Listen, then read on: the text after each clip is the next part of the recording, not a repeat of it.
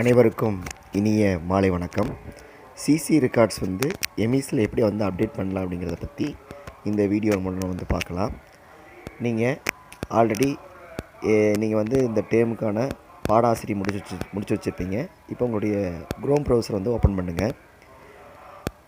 நான் chrome ப்ரௌசரை open பண்ணி நம்முடைய எம்இஸோடைய யூசர் நேம் பாஸ்வேர்டு போட்டு எங்கள் பள்ளியோடைய இதை திறந்துட்டேன். அதில் பார்த்தீங்கன்னா ஸ்டூடெண்ட் அப்படின்ட்டு இருக்கும், அதை கிளிக் பண்ணுங்கள். கிளிக் பண்ணிங்கன்னா கீழே அகாடமிக் ரெக்கார்ட்ஸ்ன்னு இருக்கும். அதை கிளிக் பண்ணிங்கன்னா பக்கத்தில் சிசி ரெக்கார்ட்ஸ் அப்படின்னு இருக்கும். அதில் ஃபஸ்ட்டில் இருக்கிறத மட்டும் நீங்கள் கிளிக் பண்ணுங்கள். கிளிக் பண்ணோன்னே உங்களுக்கு அந்த பேஜ் ஓப்பன் ஆகிரும். இப்போ இதில் பார்த்தீங்கன்னா கொடுத்துருக்காங்க செலக்ட் டேம், அடுத்தது செலக்ட் கிளாஸ், செலக்ட் செக்ஷன் அப்படின்ட்டு இருக்கும். நீங்கள் செலக்ட் டேம் ஒன்றை கிளிக் பண்ணுங்கள். இப்போ டேமோட ஒன்னோட மார்க்கு தான் நம்ம என்ட்ரி போட போகிறோம். செலக்டட் கிளாஸ் இப்போ தேர்ட் ஸ்டாண்டர்டுக்கு போட போகிறோம். தேர்ட் ஸ்டாண்டர்ட் ஓப்பன் பண்ணிக்கோங்க. அடுத்து செக்ஷன் ஏ கொடுத்துருங்க. கொடுத்ததுக்கப்புறம் சப்ஜெக்ட் எல்லா சப்ஜெக்ட் காட்டும். உங்களுக்கு Tamil, English, maths, science, social science அப்படி காட்டும். இப்போ நம்ம இது மாதிரி தான் எல்லா வகுப்புகளுக்கும் உங்களுக்கு காட்டும். நான் 1 2 போட்டதுனால இப்போ உங்களுக்கு 3ஆம் வகுப்பு நான் காட்டிகிட்ருக்கிறேன். இப்போ நீங்கள் என்ன பண்ணுறீங்கன்னா ஃபஸ்ட்டு நம்ம தமிழில் தான் போட போகிறோம். அதனால் தமிழுங்கிறத கிளிக் பண்ணிக்கங்க. கிளிக் பண்ணிட்டு சப்மிட் கொடுத்துருங்க. கொடுத்தோன்னே உங்களுக்கு 3ஆவதில் படிக்கக்கூடிய மாணவர்கள் எல்லா நேம் லிஸ்ட்டும் காட்டும். இதே மாதிரி தான் எல்லா வகுப்புக்கும் உங்களுக்கு காட்டும். இப்போ பார்த்தீங்கன்னா இப்போ அதில் 3ஆவதில் 7 மாணவர்கள் படிக்கிறாங்க எங்கள் ஸ்கூலில். இப்போ 7 மாணவர்களுக்கு நம்ம மார்க் எப்படி என்ட்ரி போடலாம் அப்படிங்கிறத பார்க்கலாம். FA-Aக்கும் FA-Bக்கும் அதோட FA டோட்டல் மார்க் அதே கால்குலேட் பண்ணிக்கும். SA மார்க் மட்டும் நம்ம என்ட்ரி போடணும். இப்போ பார்த்திங்கன்னா ஃபஸ்ட்டு மாணவன் தினேஷுக்கு எப்படி மார்க் போடுற அப்படிங்கிறத பற்றி பார்க்கலாம். நம்ம பாடாசிரியர் மதிப்பீடை எடுத்து வச்சுக்கோங்க. எடுத்து வச்சதுக்கப்புறம் இதில் ஒவ்வொரு மார்க்கையும் நம்ம என்ட்ரி போடலாம். ஃபஸ்ட்டு FA, அப்புறம் FA-B, இது 2 டோட்டல் பண்ணிக்காதே 40 மார்க்குக்கு அதே உங்களுக்கு கன்வெர்ட் பண்ணிக்கும். SA மார்க் மட்டும் நம்ம எவ்வளோங்கிறத நம்ம போட்டால் போதும். இப்போ பார்த்திங்கன்னா ஃபஸ்ட்டு மாணவனுக்கு தினேஷ், அவனுடைய மார்க் நம்ம என்ட்ரி போடுற மாதிரி 7 மாணவர்களுக்கு என்ட்ரி போட்டதுக்கப்புறம் நம்ம என்ன பண்ணணும் அப்படிங்கிறத இந்த வீடியோவில் கடைசி வரைக்கும் பாருங்கள். அப்போ தான் தெரியும். இடையில நீங்கள் ஸ்கிப் பண்ணி போனீங்கன்னா உங்களுக்கு தெரியாது. இப்போ ஒவ்வொரு மாணவனோட மார்க் என்ட்ரி போட்டு இருக்கிறோம்.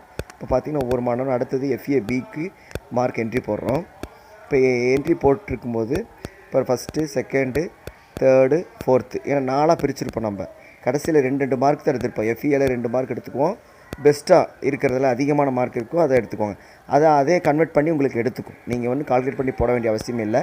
அதே உங்களுக்கு கன்வெர்ட் பண்ணி எடுத்துக்கிச்சு. இப்போ பார்த்திங்கன்னா எல்லாமே 40 40 அப்படின்றதுனால 10 10 அப்படின்னா 10க்கு 40 கன்வெர்ட் பண்ணி எடுத்துக்கிச்சு. அடுத்து SA மார்க்கை நம்ம அந்த இடத்துல டைப் பண்ணால் முடிஞ்சு அந்த மாணவனுடைய வேலையை நிறைவு செஞ்சுட்டோம். இதே மாதிரி 7 மாணவர்களுக்கு நம்ம என்ட்ரி போடணும். இப்போ கடைசியாக SA மார்க் நம்ம என்ட்ரி போட்டுட்டு அடுத்த மாணவனுக்கு போயாச்சு. இப்போ அடுத்த மாணவன் இனியாசிரி. இந்த இனியாசிரியோட மார்க் நம்ம இப்போ இதில் பதிவிடுறோம். பதிவிட பார்த்திங்கன்னா இந்த கடைசியாக பார்த்திங்கன்னா FA 40 பார்த்திங்கன்னா அதே கால்குலேஷன் பண்ணிக்குது. நீங்கள் போடவே வேண்டிய அவசியமே இல்லை. இப்போ FA-Bக்கும் கால்குலேட் பண்ணும்போது ஆட்டோமேட்டிக்காக உங்களுக்கு அது 40 மார்க்குக்கு கன்வெர்ட் பண்ணி எடுத்துக்கும். நீங்கள் அதை ஆல்ட்ரு பண்ண வேண்டிய அவசியமே இல்லை. சரிங்களா? நீங்கள் கரெக்டாக என்ட்ரிக்கு மட்டும் கொடுத்தீங்கன்னா போதும். அதே உங்களுக்கு 40 மார்க்கு கன்வெர்ட் பண்ணி ஆட்டோமேட்டிக்காக உங்களுக்கு எடுத்துக்கும். SA மார்க்கை நம்ம சரியான முறையில் அது கிளிக் பண்ணி நம்ம எடுத்துக்கணும். அப்போ தான் அது சரியான முறையில் பதிவாகும். சரிங்களா? ஏதாவது நம்ம ஆல்ட்ரு பண்ணுறனாலும் நம்ம எடிட் பண்ணி நம்ம ஆல்ட்ரு பண்ணி மார்க் தப்பாக போட்டுனாலும் பயப்பட வேண்டியதில்லை. மார்க் எடிட் பண்ணி கூட நம்ம திருப்பி போட்டுக்கலாம். சரிங்களா? சேவ் கொடுத்து பண்ணிவிட்டு ஃபைனல் சப்மிட் கொடுத்தா மட்டும்தான் நம்ம எடிட் பண்ண முடியாது. அதை எப்படிங்கிறத அடுத்த இந்த வீடியோ கடைசி வரைக்கும் பாருங்கள். அப்போ தான் தெரியும் உங்களுக்கு.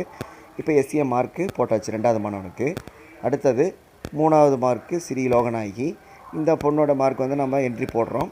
இதில் பார்த்திங்கன்னா எல்லா மார்க்கையும் 10 10 10 எவ்வளோ மார்க் வாங்கினாலும் சரி 0 3 0 4 0 5 அப்படி தான் போடணும். இப்போ ரெட்டைப்படையில் இருக்கும்போது 1 10ன்னு போட்டுக்கலாம். ஒற்றைப்படையில் வரும் பொழுது கூட நம்ம 0 சேர்த்திக்கணும். 0 1 0 2 0 3 அப்படி சேர்த்து போட்டுக்கணும்.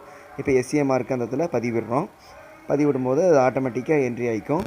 அடுத்த பொண்ணுக்கு நம்ம போகிறதுக்கு முன்னாடி அந்த SA மார்க்கை நம்ம ஃபில் பண்ணிடணும். பண்ணிவிட்டு அடுத்தது ரதிப்பிரித்தி அந்த மாணவனுடைய மார்க்கை நம்ம என்ட்ரி போடுறோம். இப்படி அதாவது நம்ம பள்ளியில் ஏதாவது ஒரு மாணவன் IED மாணவனோ MR மாணவனாக இருந்தாலும் அவனுக்கு கண்டிப்பாக நம்ம ஏதோ ஒரு முறையில் தேர்வு வச்சுருப்போம். ஒன்றா அவனுக்கு எழுத கை இல்லைனாலும் அல்லது பார்வை குறைபாடு அல்லது வந்து ஏதாவது ஒரு மாற்றுத்திறனாளி மாணவன் இருந்தால் கண்டிப்பாக அந்த மாணவனுக்கு நம்ம சரியான முறையில் வந்து ஏதோ தேர்வு வச்சு நடத்திருப்போம். அந்த மார்க்கை நம்ம கண்டிப்பாக இதில் என்ட்ரி போடணும். எம்டியாக மட்டும் விட்டுறக்கூடாது. சரிங்களா? எம்டியாக மட்டும் விட்டுறக்கூடாது. மாற்றுத்திறனாளி மாணவர்கள் இருந்தால் அவங்களுக்கு நம்ம ஏதோ ஒரு முறையில் தேர்வு வைக்க சொல்லியிருப்பாங்க. நமக்கு ஐஇடி பிஆர்டிஸ் அந்த முறையில் அவங்களுக்கு தேர்வு நடத்தி அந்த மார்க்கு இதில் நம்ம கட்டாயம் என்ட்ரி போட்டே ஆகணும். சரிங்களா? இப்போ அடுத்த மாணவனுக்கு பண்ணுறோம். ஸ்ரீ ஹரிகரன். இந்த மாணவனுடைய எல்லா மார்க்கையும் வந்து நம்ம ஒரு 10 நிமிஷத்தில் நம்ம என்ட்ரி போட்டு முடிச்சிடலாம். 10 நிமிஷத்தில் ஆகாது. சீக்கிரம் குயிக்காக முடிச்சிடலாம். இது எப்படி நம்ம குயிக்காக டைப் பண்ணலாம் அப்படின்னு பார்த்தீங்கன்னா, நம்ம லேப்டாப்பில் டேப்னு ஒன்று இருக்குங்க. அதை நீங்கள் கிளிக் பண்ணிங்கன்னா அடுத்த கட்டத்துக்கு ஆட்டோமேட்டிக்காக அதே நகர்ந்துடும். நம்ம பட்டன்ஸை மட்டும் கரெக்டாக அமுத்தினா போதும். 1 2 08 09 010 அப்படிங்கிற இது மட்டும் நம்ம கரெக்டாக அழுத்தினா போதும். டேப் கொடுத்திங்கன்னா அடுத்தடுத்த கட்டத்துக்கு உங்களுக்கு ஈஸியாக போயிடும். சரிங்களா? நீங்கள் கர்சரை வச்சு ஒவ்வொன்றா நகர்த்துனீங்கன்னா உங்களுக்கு டைம் ஆயிரும். இப்போ பாருங்கள், கர்சர் வச்சு நான் ஒன்று நடத்துகிற டைம் ஆகிட்டு இருக்குது. டேப் கொடுத்திங்கன்னா உங்களுக்கு டப்புன்னு நீங்கள் என்ன பண்ணிடலாம், போட்டு முடிச்சிடலாம். டப்புன்னு நீங்கள் சீக்கிரமாக போட்டு முடிச்சிடலாம். அதனால் நீங்கள் வந்து டேப்பை பயன்படுத்துங்க. உங்களுக்கு சீக்கிரமாக இதை வந்து பதிவு செஞ்சிடலாம். சரிங்களா? இதே மாதிரி 1ஆம் வகுப்புலேருந்து 5ஆம் வகுப்பு அல்லது 1ஆம் வகுப்புலேருந்து 8ஆம் வகுப்பு எல்லா மாணவருக்கும் எல்லா சப்ஜெக்ட்டுக்கும் நீங்கள் என்ட்ரி போடணும். சரிங்களா? Tamil, English, maths, science, social science அத்தனை இதுக்கு நம்ம வந்து பாடாசிரியர் என்னென்ன சப்ஜெக்ட் போட்டிருக்கோமோ அத்தனை வகுப்புகளுக்கும் நம்ம இதில் வந்து என்ட்ரி போடணும். போட்டதுக்கப்புறம் நம்ம என்ன பண்ணலாம் அப்படிங்கிறத பற்றி இந்த கடைசியில் இந்த வீடியோவில் இருக்குது. அதை கட்டாயம் பாருங்கள். சரிங்களா? அப்போ தான் உங்களுக்கு இது வந்து போட்டது ப்ராசஸ் வந்து உங்களுக்கு சேவ் ஆகும். ரெண்டாவது கடைசியாக பார்த்தீங்கன்னா, இப்போது கடைசி பொண்ணுக்கு யாழினி அவங்களுக்கு போட போகிறோம். இதில் வந்து இந்த மாணவனுடைய மார்க்கு நம்ம என்ட்ரி போட்டதுக்கப்புறம் என்ன பண்ணணும்னு பாருங்கள். நம்ம ஒவ்வொரு இதுலேயும் வந்து போடும்போது கரெக்டாக தப்பாக போட்டுட்டாலும் நம்ம எடிட் பண்ணி மாற்றிக்கலாம். எடிட் பண்ணி கட்டாயம் மாற்றிக்கலாம். எடிட் பண்ண முடியாமல் இல்லை, கண்டிப்பாக எடிட் பண்ணியிருப்பேன். அதெல்லாம் பயப்பட வேண்டிய அவசியம் இல்லை. ஆனால் போடும்போது சரியான ஒரு முறைக்கு போட்டிங்கன்னா தப்பு வர வாய்ப்பே இல்லை. சரிங்களா? இப்போ பார்த்தீங்கன்னா எஃப்ஏபி மார்க் என்ட்ரி ஆகிட்டுருக்கு. அது என்ட்ரி ஆனதுக்கப்புறம் நம்ம கீழே பார்த்தீங்கன்னா ப்ளூ கலரில் சேவ் அப்படிங்கிற ஒரு பட்டன் இருக்கும். ஓகேவா? இப்போ எஸ்சிஏ மார்க் என்ட்ரி ஆகிட்டுருக்கு. போட்டுட்டு கீழே பாருங்கள், கீழே பார்த்தீங்கன்னா கடைசியில் சேவ்னு இருக்கும். கண்டிப்பாக அந்த சேவுங்கிற ஆப்ஷன் நம்ம கொடுக்கணும். சரிங்களா? அப்போ தான் அது வந்து சேவ் ஆகும். அப்படியே நீங்கள் வெளியே வந்துட்டிங்கன்னா உங்களுக்கு சேவ் ஆகாது. சேவ் ஆனதுக்கப்புறம் மீண்டும் உங்களுக்கு அந்த நம்ம பதிவு பண்ண மார்க்கை வந்து கீழே காட்டும். இப்போ காட்டும். இதில் பார்த்தீங்கன்னா இப்போ 2 ஆப்ஷன் இருக்கும். ஒன்று அப்டேட் இருக்கும், ஃபைனல் சப்மிட்மெண்ட் இருக்கும். நீங்கள் அப்டேட் மட்டும் கிளிக் பண்ணி கொடுங்க, சக்ஸஸ்ஃபுல்னு உங்களுக்கு வந்துடும். சரிங்களா? அப்டேட் மட்டும் கொடுங்க. ஃபைனல் சப்மிட்மெண்ட் கொடுக்கக்கூடாது. அதை வந்து நம்ம எல்லா வேலையும் நம்ம Tamil, English, maths, science, social science எல்லாம் முடிச்சதுக்கப்புறம் தான் அதை நம்ம வந்து போடணும். சரிங்களா? அதனால் அடுத்தது வந்து டேர்ம் 1 கொடுத்துடணும். மடியும் செக்ஷன் வந்து 3rd ஸ்டாண்டர்டு தான் போட்டிருக்கோம். தமிழ் போட்டு முடிச்சாச்சு. அடுத்து இங்கிலீஷ் போடுறப்போ 3rd கொடுத்துருங்க. அடுத்தது செக்ஷன் வந்து ஏ கொடுத்துருங்க. செலக்ட் சப்ஜெக்ட் வந்து இப்போ தமிழ் போட்டு முடிச்சாச்சு. அடுத்தது நம்ம இங்கிலீஷ் போட போகிறோம். அதனால என்ன பண்ண போகிறோம், இங்கிலீஷை கிளிக் பண்ணிக்கோங்க. கிளிக் பண்ணிவிட்டு சப்மிட் கொடுத்துருங்க. உங்களுக்கு எம்டியான பாக்ஸ் வந்து உருவாகிடும். சரிங்களா? இப்போது இதே மாதிரி இங்கிலீஷ் மார்க்கை நம்ம எந்த ஒன்றுலாம் ஆட்டோமேட்டிக்காக இதில் பதிவேற்றம் செஞ்சிடலாம். பண்ணிவிட்டு கீழே நமக்கு அதே மாதிரி தான் அதில் பண்ண மாதிரியே தான் சேவ் கொடுத்துடணும். சேவ் கொடுத்துட்டு மடியும் என்ன பண்ணணுங்க, அப்டேட் கொடுத்துடணும். சேவ் கொடுத்துட்டு மடியும் நம்ம அப்டேட் கொடுத்துடணும். சரிங்களா? சேவ் கொடுத்துட்டு மடியும் நம்ம என்ன வந்து அப்டேட் கொடுத்துடணும்.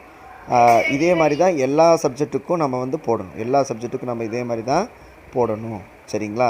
ஆனால் நீங்கள் அப்டேட் மட்டும்தான் கொடுக்கணும். ஃபைனல் சப்மிட் மட்டும் எக்காரணத்தை கொண்டு நீங்கள் திருப்பி கொடுத்துட வேண்டாம்.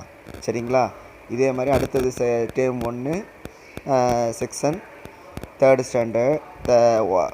இப்போ வந்து நான் 1வது ஃபஸ்ட் ஸ்டாண்டர்டுக்கு போட்டு காமிச்சிருக்கிறேன். அதில் செக்ஷன் ஏ செலக்ட் வந்து தமிழ் சப்மிட் கொடுத்துட்டிங்கன்னா உங்களுக்கு ஃபஸ்ட் ஸ்டாண்டர்ட் போட்ட மார்க்கு நம்ம பார்த்துக்கலாம். போட்ட மார்க்கை பார்த்துக்கலாம். இது மாதிரி நம்ம ஒவ்வொரு வகுப்புக்காக பொறுமையாக செஞ்சு முடிக்கலாம். ஒவ்வொரு வகுப்புக்கும் நம்ம வேணும்னா பொறுமையாக செஞ்சு முடிக்கலாம். எல்லா வேலையும் முடிச்சதுக்கப்புறம் தான் ஃபைனல் சப்மிட்மெண்ட்டு கொடுக்கணும். இப்போ 1வதுக்கு எல்லா சப்ஜெக்ட் நான் போட்டதுக்கு முடிச்சதுக்கப்புறம் தான் நீங்கள் ஃபைனல் சப்மிட் கொடுக்கணும். அதுக்கு முன்னாடி ஒவ்வொரு வகுப்பு போட்ட முடிச்சுக்க அப்டேட் மட்டும்தான் கொடுக்கணும். இந்த வீடியோவை பார்த்த அனைவருக்கும் என மனமார்ந்த நன்றியை தெரிவித்துக் கொள்கின்றேன். நன்றி, வணக்கம்.